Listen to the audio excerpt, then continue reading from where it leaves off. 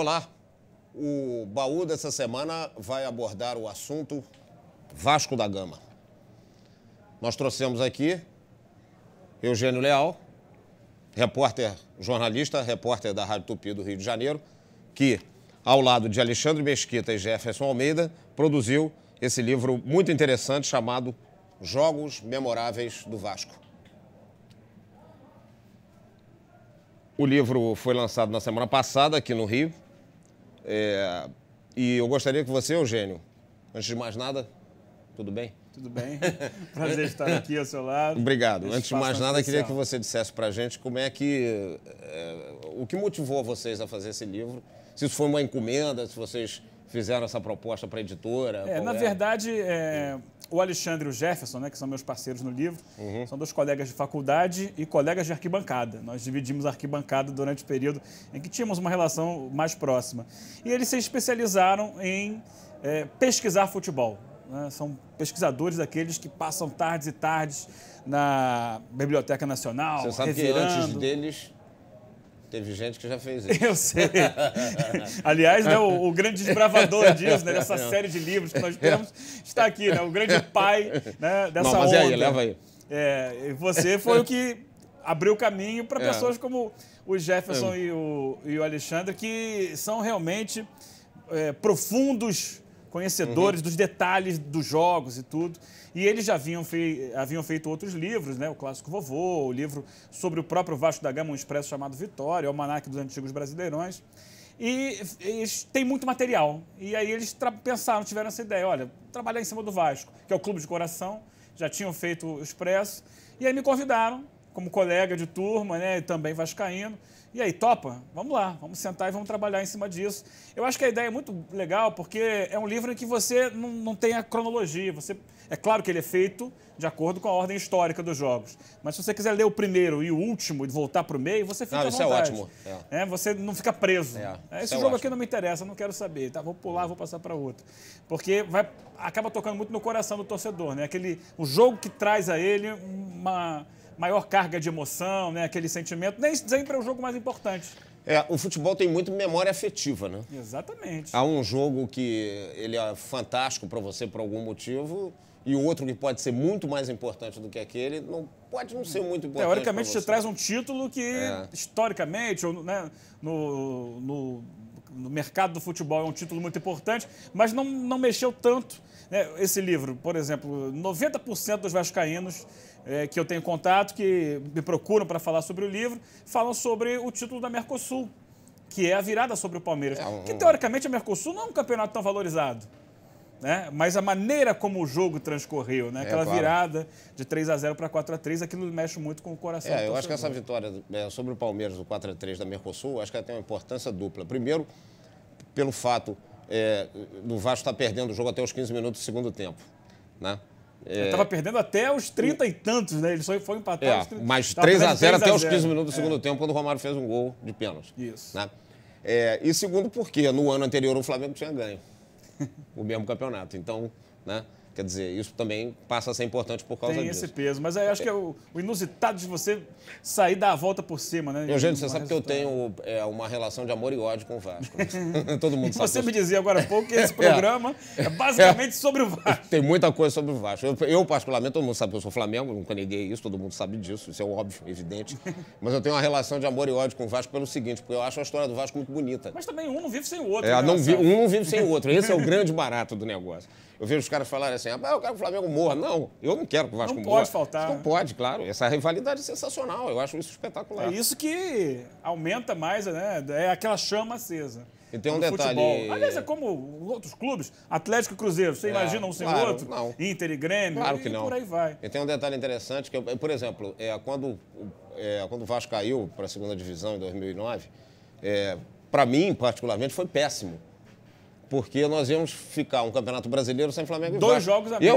Eu acho péssimo mesmo. Eu não estou brincando, não estou sendo irônico, não estou falando sério. Não, eu acho até péssimo. Pra gente que trabalha com comunicação esportiva, a gente que trabalha com futebol, sabe o peso isso que é tem horrível. esse jogo. É horrível. As pessoas, torcedores, às vezes não sabem disso, mas é verdade. Entendeu? É uma resposta muito grande. E eu tenho uma relação com o Vasco interessante porque eu fui criado na Zona Sul, em Ipanema, e quando eu era criança, tinha muito pouco vascaíno na Zona Sul. Muito pouco. E eu nasci em 1955. Ainda hoje, né? Não, agora tem. Mas as pesquisas ainda mostram que na Zona Sul o Fluminense é ainda muito maior que o Vasco. Isso por uma razão lógica, mas eu nasci em 55, o Vasco foi campeão em 58, depois foi campeão em 70. É um período muito longo sem título. Nenhum clube grande pode ficar 12 anos sem ganhar um campeonato. Não pode, é proibido isso. Até quando o Vasco ganhou... ficou 21. Quando o Vasco ganhou a Copa do Brasil ano passado, né? Eu achei ótimo, porque nenhum clube grande pode ficar 10 anos, 12 anos sem ser campeão. É proibido, entendeu? E... É um risco histórico até. Eu ficava pensando assim, poxa, esse time não ganha campeonato. Eu não vejo ninguém torcer. Aí eu chegava no Maracanã, via a torcida do Vasco do outro lado, aquele troço enorme. De onde sai essa gente? Aí depois eu fui conhecer a história do Vasco. Aí que eu fui saber por quê, né? Que o Vasco tinha tanta torcida. Força popular do Vasco da Gama. Aí eu fui saber por quê. E aí eu comecei a me interessar por essa história, comecei a ler a beça sobre isso, a pesquisar em jornais antigos e descobri a razão disso, que é o que está narrado aqui nesse livro. Talvez seja a história mais fascinante dos 4 grandes clubes do Rio de Janeiro. Historicamente falando, independente de rivalidades e tal. Provavelmente. Né? A história de como o Vasco chegou, da construção de São Januário. A construção de São Januário é um negócio sensacional, fantástico. Né? E esse livro, inclusive, tem aí algumas derrotas. Uma das derrotas é o jogo que marcou a inauguração de São Januário. O Vasco perdeu para o Santos. Exatamente. Mas é um jogo que não poderia ficar de fora. Não, claro. É um momento importantíssimo da história. Quando eu lancei, vou relançar no fim do ano, aliás, fiquem sabendo disso, o Almanaque do Flamengo, em vários momentos, eu narrei algumas derrotas. Porque fazem parte da história. Não, e faz isso, né? A derrota faz parte do sentimento do torcedor. Claro, óbvio. Porque se você só vence, a vitória é muito fácil, né? O sofrimento do torcedor vem na derrota. Claro. É aquele momento que faz a paixão dele aumentar ainda mais. Qual é o jogo mais importante para você? O jogo mais importante... Para você? Para mim... Memória afetiva. Memória afetiva. Rapaz... Tem muitos, né? Tem muitos. Mas tem um que... A vitória de 82 no título 1-0, o gol do Marquinhos de cabeça. Porque é uma quebra de uma sequência de títulos do Flamengo. O Flamengo vinha 78, 79, 80 foi o Fluminense, né? 80 foi o Fluminense, mas 81... E sempre em cima do Vasco. E aquele time de Zico, Júnior. E esse gol... Numa história improvável, né? Porque o Lopes muda o time inteiro durante a semana, muda 5 jogadores. 5 jogadores 3 dias antes do jogo. E, de repente, o Vasco consegue uma vitória inesperada e vem um título depois de muito sofrimento, porque é uma sequência de derrotas para o Flamengo, não só de campeonatos, mas de finais de turno. E aquele campeonato de 81, em que você teve a história do ladrilheiro, o Vasco tinha que ganhar 3 vezes, ganhou 2, na terceira perdeu.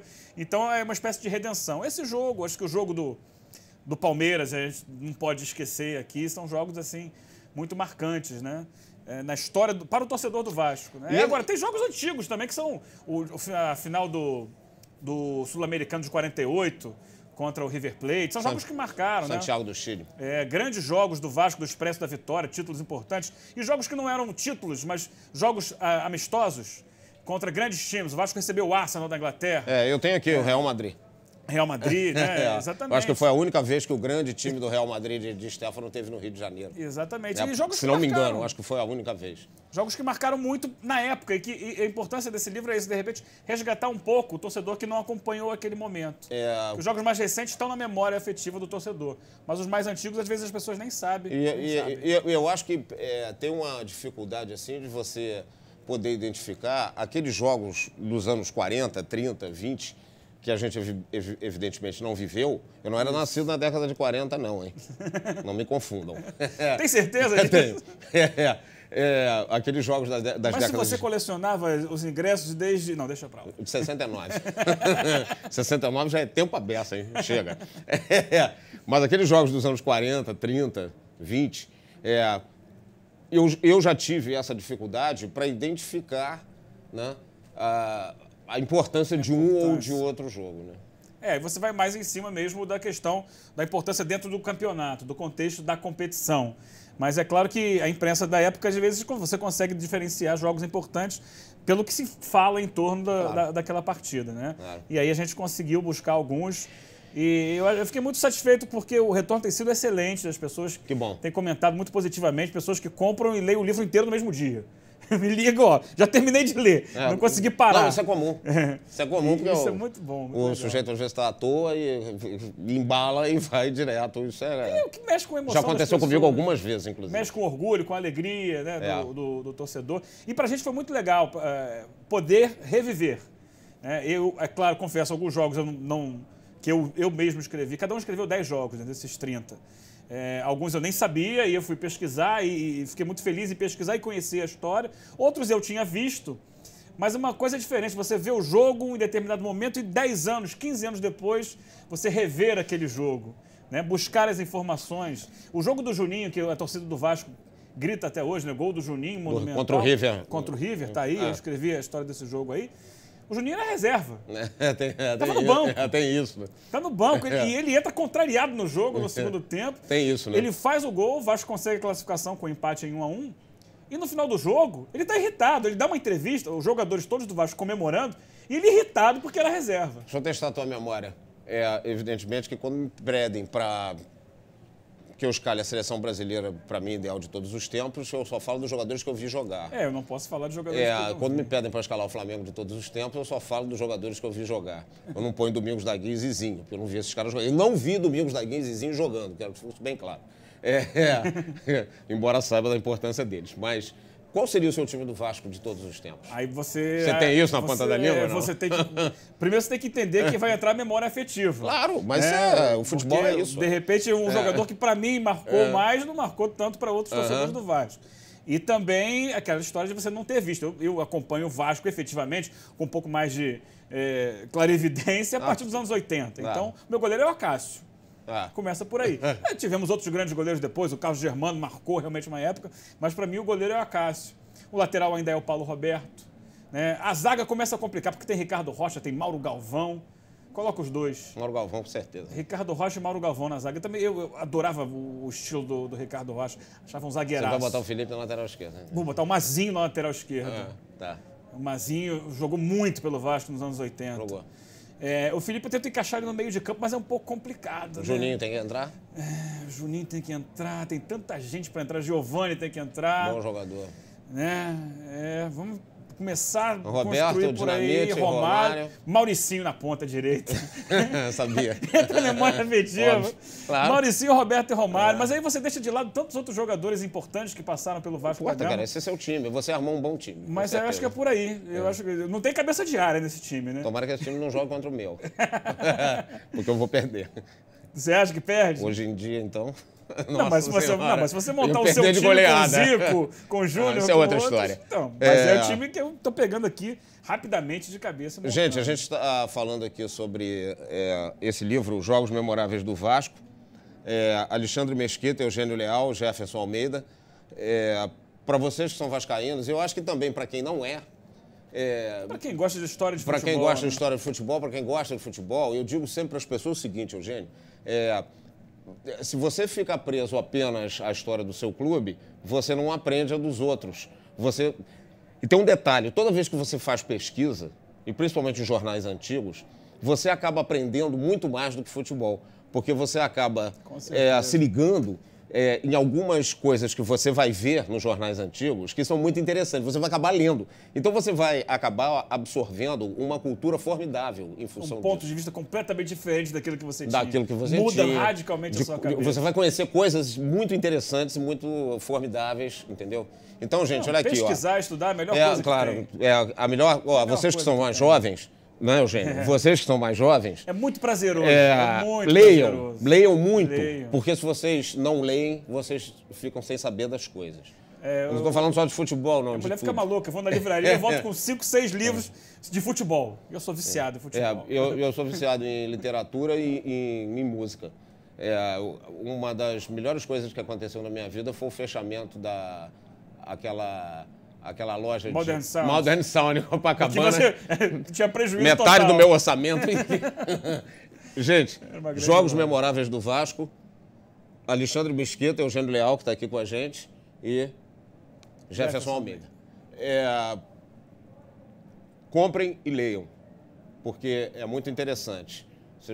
Vocês que são vascaínos vão conhecer um pouco mais sobre a história do clube de vocês, sobre a história do futebol brasileiro, do qual o Vasco faz tem uma importância imensa, gigantesca. É um dos grandes gigantes, um dos gigantes do futebol brasileiro. São citados como adversários do Vasco e a contextualização de cada jogo naquele momento que acontecia a competição. E, enfim, leiam também outros livros que não sejam esse, porque todos eles são importantes. Mas a gente essa semana está apresentando esse aqui e por isso nós trouxemos o Eugênio aqui. Eugênio, queria te agradecer a tua presença.